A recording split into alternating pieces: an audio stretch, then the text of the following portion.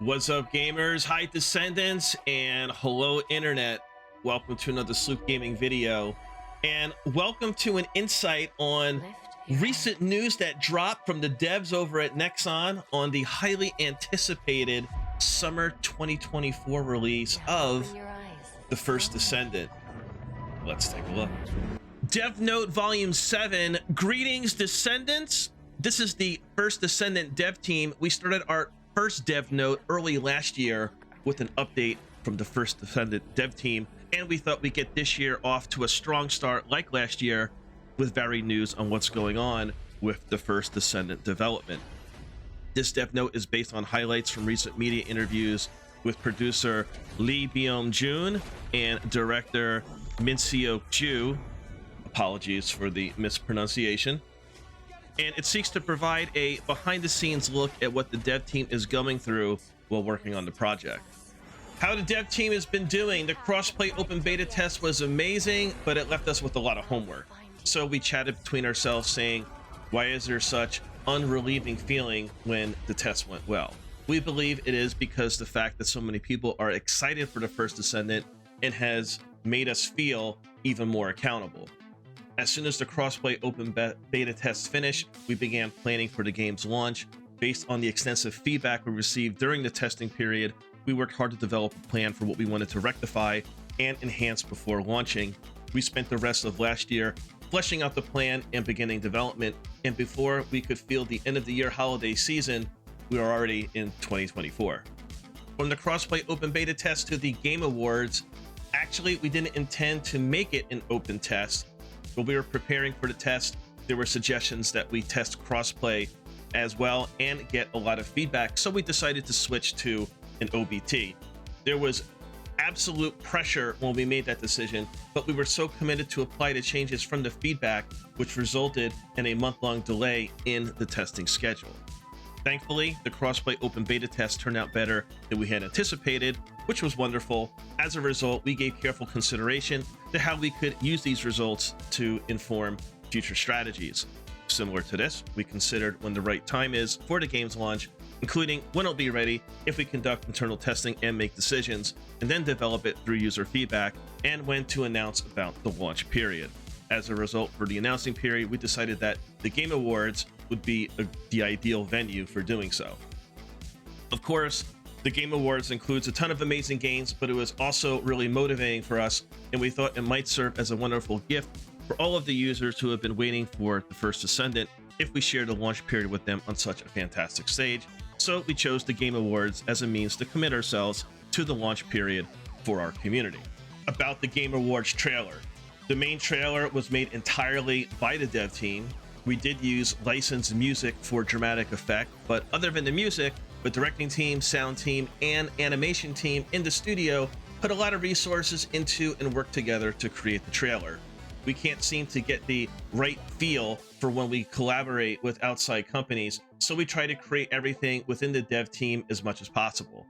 We have changed the vibe for the trailer this time to make it a bit more dramatic, like a movie trailer. I wish we could have been there at the Game Awards to watch it. So when? In the summer of 2024. Yes, the summer launch this year has been officially confirmed in the Game Awards trailer. However, we are currently finalizing the actual release date and our future plans, so please bear with us a little while longer. How are the 110,000 comments received from the crossplay open beta test being incorporated? We received a ton of feedback, but we were able to clearly identify what needed to be done after reviewing everything. Among them were the story, as well as the problems with empty fields, a challenging environment for co-op, repetitive content, etc. Oh, and a lot of people requested to make the grappling hook better. The dev team was able to better prioritize the work that needed to be completed before the launch thanks to these feedbacks, which also helped us identify the challenging but crucial issues. About 200 employees are currently working in various roles in preparation for the launch. The teams are working on several small to big issues simultaneously, and we are extremely focused on ensuring that it all comes together in one piece. we've been working on dubbing the recently revised lore, which is going through significant changes as a result of the feedback we received during the crossplay open beta test. Small spoiler alert, Descendants will work with the main character to complete objectives and make significant appearances as NPCs in the main story. Additionally, we're developing original storylines for Descendants to give them more character and narrative depth. Along with the story improvements, we're also prepping richer in-game cinematics. Since the First Descendant received a lot of attention for its amazing cinematics, please also look forward to immersive in-game story cinematics that we hope to deliver. What about the empty fields? This is also a hot topic. To be honest, it combines both technical constraints and genre traits. Combining the open world, shooter, and online game genres was one of the hardest things the dev team had to do to create the First Descendant. With the ability to shoot from distances of 100 meters and up to 150 meters, shooters are a genre distinguished by an extremely broad engagement range.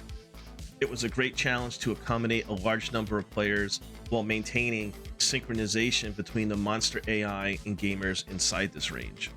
Furthermore, it was challenging to define the players' paths of entry due to the open fields. Furthermore, the genre prioritized the sensation of shooting over all other considerations. The character needs to react quickly to hits and fire right away when the player pulls the trigger. So in our defense of fields looking empty, we have so far avoided having a lot of moving AI in the open field for the sake of online play and shooting, but we are solving this problem because the fields in the previous crossplay OBT received a lot of feedback. Thus, we significantly made changes to the fields in order to minimize the area where battle occurs. We have divided the fields into smaller sections and incorporated a variety of non-mission content in between. These include out-of-bound content and enemies that defend their bases regardless of missions.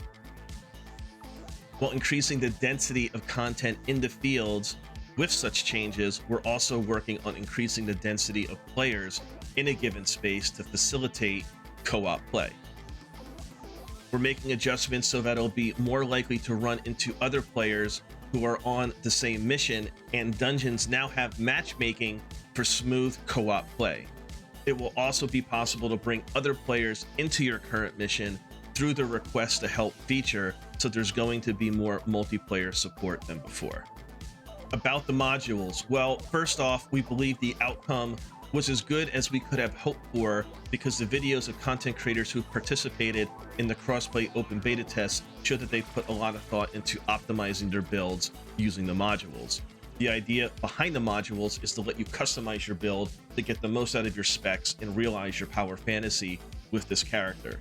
In terms of how far we've come in that regard, we weren't quite there yet in the crossplay OBT. In large, the modules included ultimate modules and skill modification modules, which have the ability to change the nature of a build, but checking the data revealed that the modules' utilization was somewhat skewed. It's possible that the short test period left little time to experiment and integrate the capabilities of various modules. But given that the development team's goal is to enable a range of build settings, the outcome was disheartening. In order to guarantee that every Descendant will have a unique module setting at launch, and that the same Descendant may have multiple module settings depending on their playstyle or main skill, we're making a number of changes. We think looter shooters are basically games where you assemble your own build and realize your power fantasy, and the only difference is that we also use guns for shooting. How you assemble the modules to create your build is important for that process, and we received a lot of data from the 2 tests we've run, which are giving us answers on how we can improve the areas that are lacking. So we're confident that the game will be much better next time. How a character is created. When we created a character, we normally start by thinking about the position the character will take. At the same time, we think about what the edge of the character is while planning the character's background, appearance concept, and their skill set, and work on creating that edge as we draw and model the character.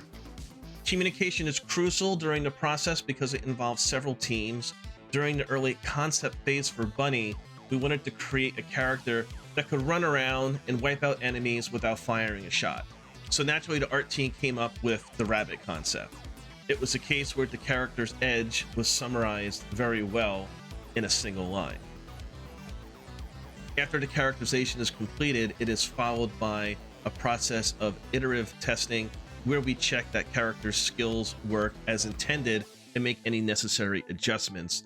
It's especially important to make sure that the character is easy to control with the gamepad. As you can see, it takes time and cooperation between various teams to create a single character, so there are cases where we discover potential in a character during development that we didn't realize in the initial planning stage and have to revise our plans. Because of this, it's really thrilling when we finalize a new character and use them in the field for the first time. But we also put a lot of work on the character appearances because the First Descendant is a character collection game. We take note of what players found appealing about the characters, particularly from the crossplay open beta test, and improve their shortcomings and amplify their strengths to make them more appealing. We work very hard to display the backside of the characters in greater detail during the crossplay open beta test because the game is a TPS. And I must say, big ups to the devs for the augmentations and the curvature in which they designed many of the characters inside of the First Descendant. About the endgame content, we believe that the Intercept Void Battle was a component of the endgame material you encountered. The Intercept Void Battles itself are compelling endgame content, in our opinion, especially when the hard setting steadily increases the amount of cooperation, strategizing, and mechanic breaking required. For the launch, we're creating more endgame content in addition to the Intercept Void Battles. The fields will now have hard difficulty. Better Loot will be available on a higher tier difficulty when the main story in all 8 fields has been completed. All dungeons will have a system that supports matchmaking. Dungeons on hard difficulty will also have a system where you can choose penalty options to challenge yourself to an even harder environment.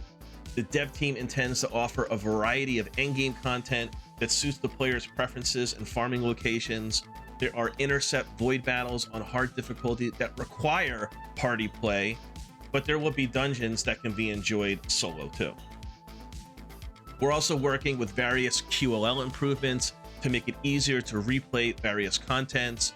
Implementing matchmaking in dungeons is one of them.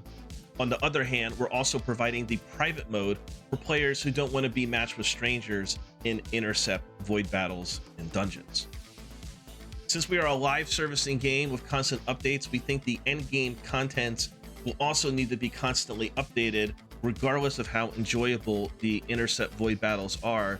Players may grow accustomed to them in as little as 3 months, and after 6 or 12 months, they may lose their novelty. Because of this, we're also making plans for how we'll provide new endgame material through updates when it's required. Since it's a live game, I think the endgame content should also continue to change. About consoles, we're putting a lot of effort into improving the First Descendants console gameplay in the cross-play OBT. We were new to consoles, so features like gamepad controls and optimization weren't up to par. We intend to fix these issues. As we announced, we have a 50-50 ratio of console and PC users, which is quite a high ratio of console users for an online game. Thus, we're thinking a lot about providing additional care for both PC and console users. I believe there will be improvements in a number of areas, including the stabilization of performance optimization. We also intend to offer other features. Wrapping up, we wanted to share some of our recent work in this dev note, as well as more candid behind-the-scenes look at the First Descendants development. In the future, we'll be releasing more dev notes covering a variety of topics. Please continue to support and provide feedback to the First Descendant, and we'll continue to respond to questions that we can address promptly through our community FAQ. And there you have it, Dev Note 7 over at NEXON Games. Really appreciate the transparency from the developers at NEXON on the First Descendant. a lot of FYI and what's going through our minds up through the game rewards, where they're at today. Obviously, the game is in the final stages of development with an announced launch of summer 2024. Although I wouldn't be surprised if it's postponed until fall of 2024. But regardless, all the information shared here is absolutely fantastic. It seems as if they're really digesting a lot of the community feedback, end game, quality of life, empty fields, matchmaking, character customization, specifically with the modules. The list goes on. If you were excited during the OBT, I think we're going to be very pleasantly surprised come the launch. I'm hopeful for a solid launch. Of course, every new game does have their bugs and quirks, and I'm confident that the devs will iron those out, but it still remains to be seen. How do you guys feel about what we just read today? What was your experience during the First Descendant OBT? What characters are you looking to main? What's your favorite? As always, let us know in the comments below. Thanks again for watching, and I'll see you in the next one. Thank you for watching. Likes and shares are kindly appreciated, and subscribe for more content. Peace.